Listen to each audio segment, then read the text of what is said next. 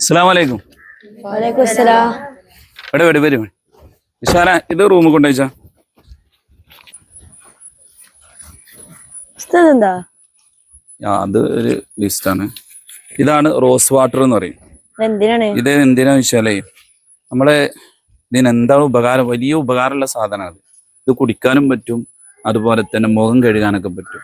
നല്ലൊരു positive energy നമുക്ക് ഉണ്ടാക്കിയെടുക്കാൻ പറ്റും ഈ സാധനം. പിന്നെ ഇതുകൊണ്ടുള്ള ഇപ്പം ഞാൻ ഇത് കൊണ്ടുവരാനുള്ള കാരണം, മുഹറം 9, 10 എന്നാ വരുന്ന അറിയോ? 9 എന്നാണ് വ്യാഴാഴ്ചയാണ്, മുഹറം 10 എന്നാണ് വെള്ളിയാഴ്ച. വെള്ളിയാഴ്ച പകലിലോ മഗ്‌രിബിന്റെ മുമ്പ് ഇത് ഒരൽപ്പം എടുക്കുക.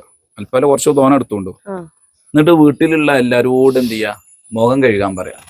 അങ്ങനെ മുഖം കഴുകി കഴിഞ്ഞാൽ പകർച്ച രോഗങ്ങളിൽ നിന്ന് അള്ളാഹു ആ വർഷം അവനെ സംരക്ഷിക്കുന്നു. മഹാനായ ഇമാം നിഹായത്തുൽ അമൽ എന്ന കിതാബിൽ പറഞ്ഞിട്ടുണ്ട്. ബഹുമാനപ്പെട്ടവർ പറയാണ്, ഫഇന്ന ദാലിക ഹിഫ്ളുൽ ലഹു മിൻ ജമീ ഇലലി വൽ അസ്ഖാം. ഇതൊരു കിതാബാണ്, ആ കിതാബിന്റെ ഇബാറത്താണ് ഞാൻ പറഞ്ഞത്. അപ്പൊ അത്രയും എഫക്റ്റ് ഉള്ള ഒരു സാധനം. പിന്നെ സാധാരണ ഞാൻ ഈ കുട്ടികളൊക്കെ ഈ പഠിക്കാനിരുന്ന് കഴിഞ്ഞാൽ തൂങ്ങി ഉറങ്ങുക, അതുപോലെ കോട്ടുവായിടുക, പഠിക്കാൻ ഭയങ്കര മടി, ഇങ്ങനെയൊക്കെ പറയും. അവരോടൊക്കെ ഞാൻ പറയല്, ഒരു പോസിറ്റീവ് എനർജി കിട്ടാന് സാധാ റോസാപ്പൂവില്ലേ, ആ റോസാപ്പൂവ് ഒരു ബക്കറ്റിലിടുക, കുറച്ച് വെള്ളം എടുത്തിട്ട്.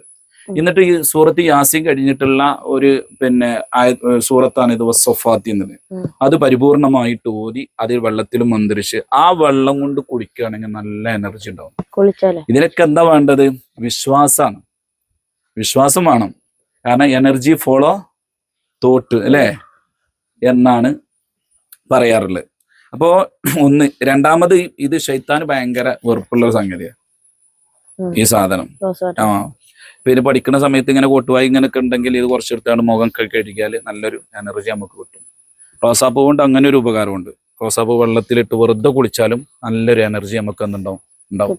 പിന്നെ ഇത് മഹാനവറുകൾ കിതാബിൽ ഇത് മുഖം കൊണ്ട് കഴുകാൻ, അഥവാ ഇത് എടുത്തിട്ട് കഴുകാനാ പറഞ്ഞിട്ടുള്ളത്. ഈ വെള്ളം എടുത്തിട്ട്, ഈ റോസ് വാട്ടർ എടുത്തിട്ട് കഴുകാനാ പറഞ്ഞിട്ടുള്ളത്. ഇതിൽ ഞാനൊരു കാര്യം കൂടി പറയാം. ഇതിൽ ഒരു 7 ഫാത്തിഹ ഓതുക. സൂറത്തുൽ ബഖറയിൽ 102-ാമത്തെ ഒരു ആയത്തുണ്ട്. വത്തബഉ മാ തത്ലു ശയാത്തീൻ അലാ മുൽകി സുലൈമാൻ എന്ന് പറയുന്ന ആയത്താണ്. അതൊരു 11 പ്രാവശ്യം ഓതുക. പിന്നെ ഫലക്കും നാസും ഇഖ്ലാസും എന്ത് ചെയ്യുക,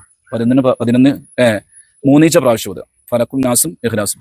എന്നിട്ട് ഇതിൽ മന്ത്രിച്ചിട്ട് ആണ് കഴുകുന്നത്. ഒന്നും കൂടി എന്താവും, എനർജി കിട്ടും. പിന്നെ മഹാനവറുകൾ പറഞ്ഞാലേ വെറുതെ കഴുകിയാൽ തന്നെ വലിയ സംരക്ഷണം ഉണ്ടാവും. അതുകൊണ്ട് ഇൻഷാ അല്ലാഹ് മുഹറം 10 അന്ന് പകലിൽ വീട്ടിലൊക്കെ ചെയ്യാൻ പറയാം. മനസ്സിലായോ? അല്ലാഹു അനുഗ്രഹിക്കട്ടെ. അസ്സലാമു അലൈക്കും.